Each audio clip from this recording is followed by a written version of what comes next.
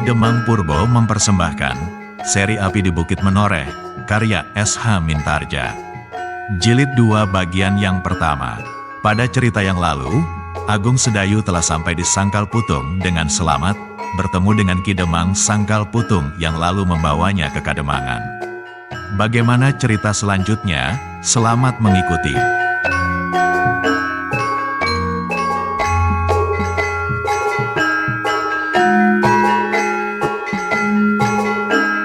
Tetapi Agung Sedayu tetap membisu. Dan Demang itu pun kemudian tidak berkata-kata lagi setelah mereka naik ke Pendapa. Demikian mereka naik ke Pendapa, dada Agung Sedayu pun berdesir tajam. Dilihatnya di Pendapa itu, terbaring beberapa orang laki-laki yang sedang nyenyak tidur. Di bawah cahaya lampu minyak, tampaklah wajah-wajah mereka yang keras tajam. Sedang beberapa orang diantaranya tumbuh janggut, jambang dan kumis yang lebat di wajah-wajah mereka. Mereka terbaring berjajar-jajar di atas tikar selapis. Namun tampaklah betapa nyenyak mereka itu. Sedang di sudut Pendapa, Agung Sedayu melihat beberapa tangkai tombak dan di dinding-dinding tersangkut pedang, perisai dan keris. Pemandangan yang bagi Agung Sedayu benar-benar tidak sedap. Laki-laki berwajah keras dan senjata-senjata. Dan tiba-tiba saja teringat pula olehnya bahwa di pinggangnya pun terselip sebilah keris. Ia tidak tahu apakah keris itu akan berguna baginya atau malahan berbahaya baginya. Tetapi kakaknya memintanya untuk membawa keris itu. Dengan tidak berkata-kata lagi mereka menyeberangi Pendapa, menuju ke Pringgitan. Di Pringgitan itu dilihatnya sebuah warana yang memisahkan sebuah ruangan kecil. Di ruangan kecil itulah Widura sedang tidur pula. Disitulah Adi Widura sedang beristirahat, berkata Demang itu. Dan tiba-tiba saja dada Sedayu menjadi berdebar-debar. Apakah kata Paman Widura itu, kalau dilihatnya ia datang di saat-saat yang begini? Demang itu pun berbisik pula, duduklah Ngger. Biarlah aku sendiri yang membangunkannya. Namun Widura adalah seorang prajurit terlatih. Karena itu meskipun ia tertidur nyenyak, namun telinganya dapat bekerja dengan baiknya. Sehingga Demang Sangkal Putung itu sebenarnya tidak perlu membangunkannya. Sejenak mereka berdua masuk, dan pintu Pringgitan itu bergerit meskipun perlahan-lahan. Widura telah terbangun karenanya. Namun ia tidak segera bangkit. Ia ingin tahu, siapakah yang datang ke Pringgitan itu. Tetapi ketika didengarnya suara Ki Demang, maka hampir-hampir saja ia tidur kembali kalau tidak segera disadarinya, bahwa kecuali Pak Demang ada orang lain. Bukan dari anak buahnya. Ketika Ki Demang itu berjalan perlahan-lahan dan hati-hati supaya tidak mengejutkan orang yang dibangunkannya, dan menjengukkan kepalanya dari sisi warana, Demang itu tersenyum asam, desisnya. Ternyata aku tidak perlu membangunkan Adi. Widura sudah duduk di sisi ranjangnya ketika Demang Sangkal Putung itu menjenguknya. Apakah ada seorang tamu yang ingin menemui aku? Bertanya Widura. Ya Adi, jawab Demang Sangkal Putung. Demikian pentingnya sehingga tak sabar lagi menunggu esok. Siapa? Bertanya Widura. Angger Agung Sedayu, jawab Demang. Agung Sedayu, Widura terkejut, dan segera ia bangun dari pembaringannya, sebuah balai-balai bambu. Dengan tergesa-gesa ia melangkah keluar. Ketika dilihatnya Agung Sedayu duduk terkantuk-kantuk, hampir ia tidak percaya.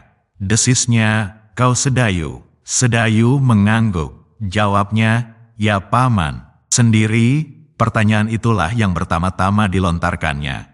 Ya Paman, jawab Sedayu pula. Namun terpancarlah keheranan di wajah Widura. Seakan-akan ia tidak percaya bahwa Agung Sedayu datang seorang diri. Ditebarkannya pandangannya berkeliling. Tak ada orang lain. Widura pun segera duduk di hadapan anak itu dengan penuh pertanyaan di dalam dadanya. Dan Sedayu pun tidak menunggu pamannya itu bertanya kepadanya. Katanya, Paman, aku disuruh Kakang Untara untuk menemui Paman sebelum fajar. Untara, bertanya Widura dengan kening yang terangkat. Sebab pasti ada sesuatu hal yang memaksa, sehingga Agung Sedayulah yang datang kepadanya. Apalagi Widura telah mengenal anak itu baik-baik, sebaik ia mengenal anaknya sendiri. Di mana kakakmu? Nantilah aku ceritakan Paman, jawab Agung Sedayu. Seakan-akan ia adalah seorang yang cakap dalam menanggapi setiap persoalan. Ada yang lebih penting dari Kakang Untara? Oh, sahut pamannya, apakah itu? Maka Agung Sedayu menyampaikan berita yang pernah didengarnya dari mulut kakaknya dan orang aneh yang menamakan dirinya Kiai Gringsing, meskipun ia sama sekali belum menceritakan apa-apa tentang orang bertopeng itu. Widura mendengarkan berita itu dengan penuh minat. Diperhatikannya kata demi kata yang keluar dari mulut Sedayu. Dan tiba-tiba ia bertanya, kenapa Untara sendiri tidak datang kemari? Apakah anak itu sudah harus kembali ke Pajang? Belum paman, sahut Sedayu, Kakang Untara masih akan tinggal di rumah. Tugasnya di sekitar Jati Anom belum selesai, dan dengan serba singkat diceritakannya bagaimana mereka berdua dicegat oleh Pandai Besi Sendang Gabus, Alap-Alap Jalatunda dan 2 orang kawannya, sehingga Untara terluka karenanya. Widura mengangguk-anggukkan kepalanya, namun sempat juga ia bertanya, kau dan kakakmu bertempur berpasangan. Agung Sedayu menggerutu di dalam hatinya. Pamannya masih saja suka menggodanya. Tanpa disengaja ia menoleh, memandangi wajah Demang Sangkal Putung yang tegang itu. Ia tidak akan dapat berbohong kepada pamannya, namun ia malu mengakuinya di hadapan orang lain. Pamannya melihat kesulitan itu, maka segera ia bertanya, adakah Untara akan segera menyusul? Aku tidak tahu paman, jawab Sedayu, luka itu agaknya parah juga. Baiklah, berkata Widura itu, kemudian kami sangat berterima kasih kepadamu dan kepada Untara. Waktu kita tinggal sedikit, lain kali kau dapat bercerita tentang perjalananmu itu lebih panjang lagi. Kami pasti akan sangat senang mendengarkannya. Tetapi sekarang aku menghadapi pekerjaan yang berat. Lalu kepada Demang Sangkal Putung itu Widura berkata, Kakang Demang, persoalannya pasti akan menyangkut Kademangan ini pula. Lumbung padi dan palawija serta segala kekayaan kita harus kita selamatkan. Persediaan makanan itu sangat berarti bagi kita dan bagi sisa-sisa laskar penangsang itu. Karena itu, apakah Kakang Demang bersedia menyerahkan Jagabaya dan anak buahnya kepada kami untuk bersama-sama mempertahankan lumbung itu? Tentu Adi, jawab Demang itu. Sebab apabila lumbung itu lenyap, kami pun akan kelaparan, istri-istri kami dan anak-anak kami. Dan dengan demikian kami pun tidak akan dapat membantu perbekalan untuk Pajang. Terima kasih Kakang, sahut Widura, siapkan mereka. Jangan dipergunakan tanda-tanda, kita harus bersiap dengan diam-diam supaya laskar penangsang itu tidak mengetahui persiapan kita. Tempatkan mereka di halaman Banjar Desa, aku akan menyiapkan orang-orangku. Segera kita akan bersama-sama mengambil keputusan. Apa yang akan kita jalankan? Sangkal Putung yang diam itu kemudian seakan-akan terbangun dari tidurnya. Hilir mudiklah laki-laki bersenjata di jalan-jalan desa. Tak ada sebuah tengara pun yang terdengar. Dari jauh desa itu masih nampak dipeluk mimpi. Namun sebenarnya desa Sangkal Putung itu telah dicengkam oleh kegelisahan. Sesaat kemudian beberapa orang laki-laki yang tegap-tegap, para pemimpin kelompok telah berkumpul di peringgitan itu. Seorang laki-laki berkumis panjang, seorang yang lain, rambutnya yang panjang dibiarkan terurai di bawah ikat kepalanya. Namun beberapa orang yang lain tampak tenang-tenang dan berpakaian rapi. Melihat beberapa orang yang keras dan kasar itu, Agung Sedayu menjadi kecewa. Disangkanya Laskar Pajang adalah orang-orang yang halus, tampan dan bersih seperti kakaknya. Tidak disangkanya bahwa di dalam Laskar Pajang itu pun ada di antaranya orang-orang yang mirip bentuknya seperti Pandai Besi Sendang Gabus. Widura dengan tenang mengulangi keterangan-keterangan dan berita yang disampaikan Sedayu kepada mereka. Satu demi satu dan telah pula ditambahnya dengan kemungkinan-kemungkinan yang dapat terjadi atas Sangkal Putung itu. Sesaat kemudian peringgitan itu menjadi sepi. Masing-masing sedang mencoba merenungkan dan membayangkan apa yang akan terjadi. Dan tiba-tiba kesepian itu dipecahkan oleh suara seorang yang sudah setengah umur duduk di sudut ruang itu. Katanya, adakah Ki Lurah sependapat dengan aku, bahwa Laskar Penangsang itu adalah laskar yang beberapa hari yang lampau berkeliaran di Karang Anom? Ya, Widura mengangguk, aku sependapat. Kalau demikian, orang itu meneruskan, laskar itu dipimpin langsung oleh Macan Kepatihan Jipang. Semua orang serentak menoleh kepada orang itu, dan kemudian memandang wajah Widura seperti minta penjelasan. Widura pun kemudian menjawab, aku kira demikian. Laskar itu dipimpin oleh Tohpati, yang juga disebut Macan Kepatihan, kemanakan Patiman tahun. Terdengar beberapa orang menggeram, dan berkata salah seorang laskar di Karang Anom telah bergerak ke timur.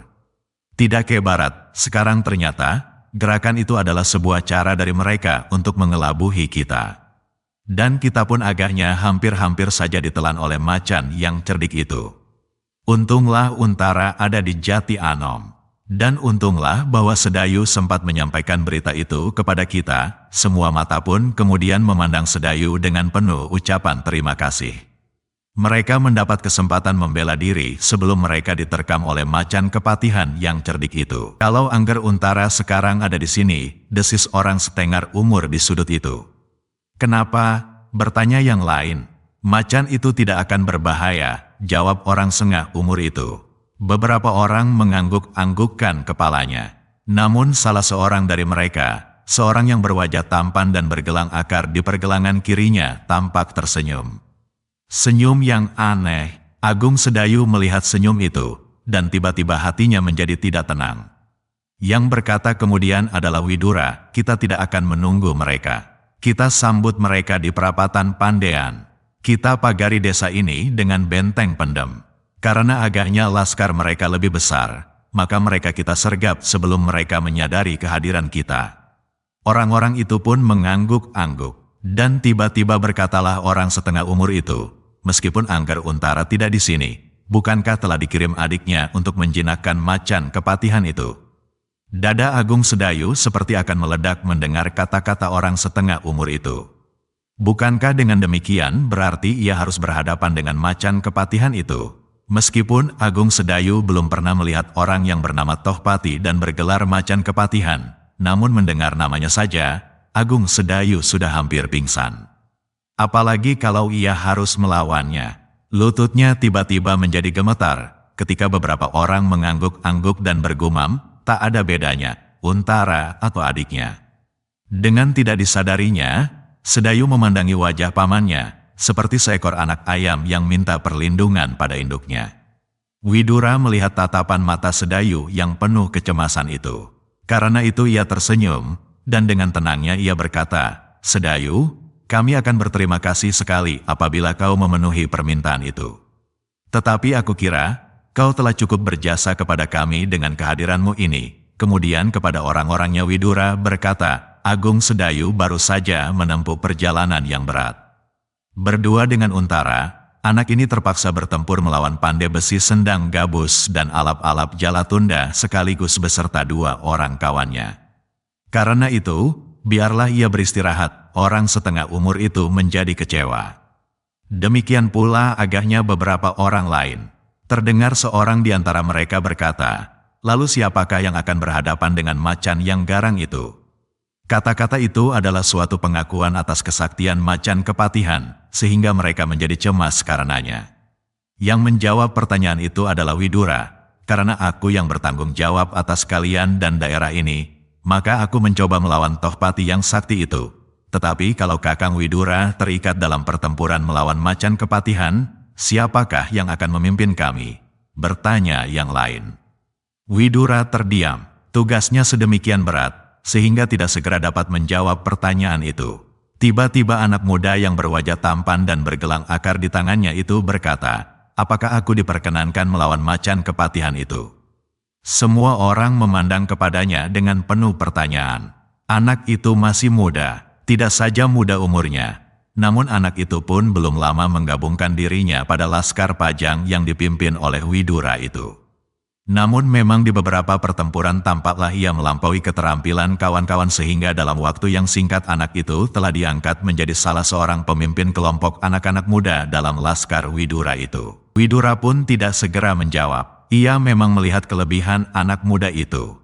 Dan dikenalnya anak muda yang bernama Sidanti itu sebagai salah seorang murid dari Ki Tambakwedi dari lereng Gunung Merapi. Karena Widura Ridak segera menjawab, Sidanti itu mendesaknya. Katanya, Kakang Widura, berilah aku izin.